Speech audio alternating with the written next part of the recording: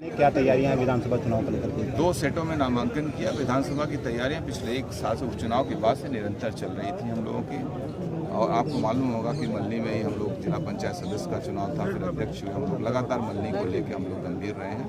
और मल्हनी जो उपेक्षित था 10 वर्षों से इंफ्रास्ट्रक्चर के क्षेत्र में, जिला पंचायत अध्यक्ष बनने के बाद हमारी पत्नी के उसके बाद से कम 40 से 45 करोड़ रुपए का काम सिर्फ मल्हनी में जो सड़कें टूटी पड़ी थी, जो नहीं बननी थी, जो समाज का तबका उपेक्षित था, जहाँ सड़कों का अभाव था, उन सब चीज़ों को काम करने का प्रयास किया गया। एमपी के रिजीम में काफ़ी सारे तोहफे दिए थे आपने बतौर एमपी रहते हुए, उसके बाद से विकास की गति पर भी कहीं न कहीं लगाम लगी है।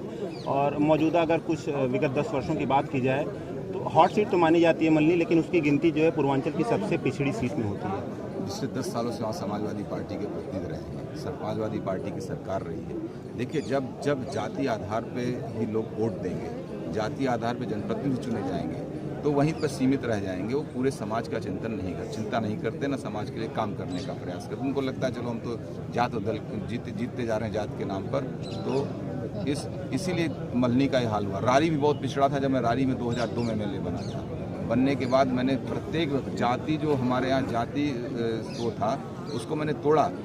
एक मिथक था ना कि जाति, उसको मैंने तोड़ा। समाज के हर वर्ग को लेकर हम लोग चुनाव लड़े और चुनाव जीते।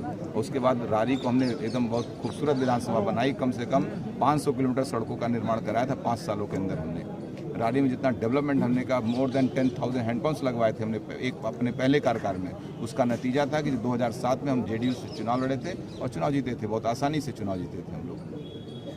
तो इस बार मल्हनी में हम लोग अगले 5 सालों में मल्हनी की मूलभूत समस्याओं का समाधान कर देंगे।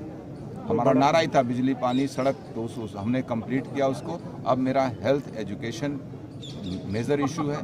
हेल्थ को लेकर हम लोग देखते हैं हमारे यहाँ बहुत समस्या है। मेडिकल कॉलेज बन रहा है, उसके बावजूद भी हम लोग ग्रामीण स्तर पे भी हॉस्पिटल्स के बेहतर करने की आवश्यकता है, एजुकेशन को बेहतर करने की आवश्यकता है। हम लोग प्रयास करेंगे कि अच्छी शिक्षा, अच्छा स्वास्थ्य और खेल के लिए बच्चों के लिए साई के सेंटर स्थापित हों और जितना बढ़िया यहाँ पे बनाया जा सके उस सब चीज़ों का निर्माण किया जाएगा जनपद में। पूर्व सांसद KP सिंह ने भी नॉमिनेशन किया था और उन्होंने दावा किया था कि 2014 में उन्होंने धनंजय सिंह को चौथे स्थान पर ढकेल दिया था। 1 लाख वोट पाने का दावा आप भी कर रहे हैं, सपा के कैंडिडेट लकी यादव भी कर रहे हैं और KP सिंह भी कर रहे हैं। ये लड़ाई इसको किस तरीके से देखते हैं?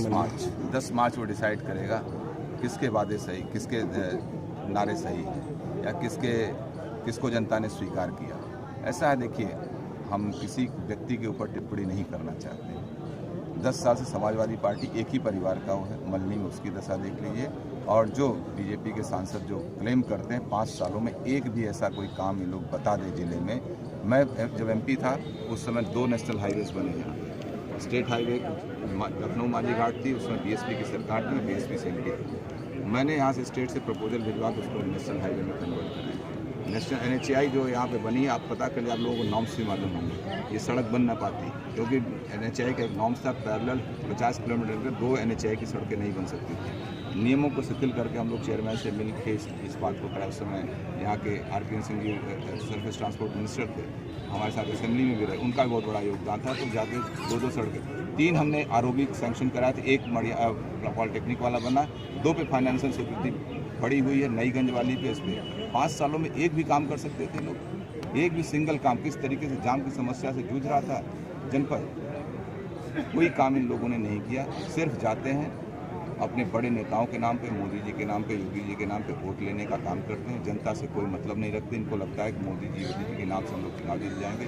इसीलिए इन लोगों के, बहुत से लोगों के टिकट कटते रहते हैं उनकी पार्टी में। सपा जब भी एलिगेशन लगाती है आपको माफिया के तौर पे, बाहुबली के तौर पे, सपा, कई लोग कहते हैं कि उनके भी वो अपने अंदर नहीं झांक करके देख रहे हैं। कई सारी हत्याएं हुई हैं कई सारे लोगों की, जनप्रतिनिधियों की।